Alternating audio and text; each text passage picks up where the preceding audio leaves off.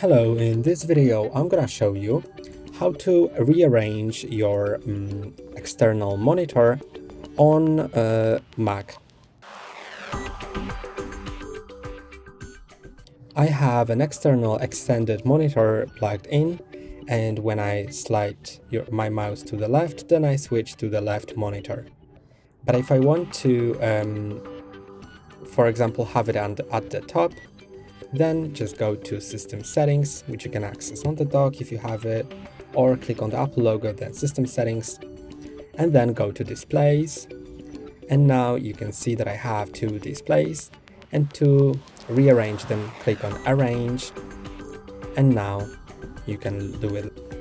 And now it's rearranged. That's all for today. Don't forget to like and subscribe. See you next time.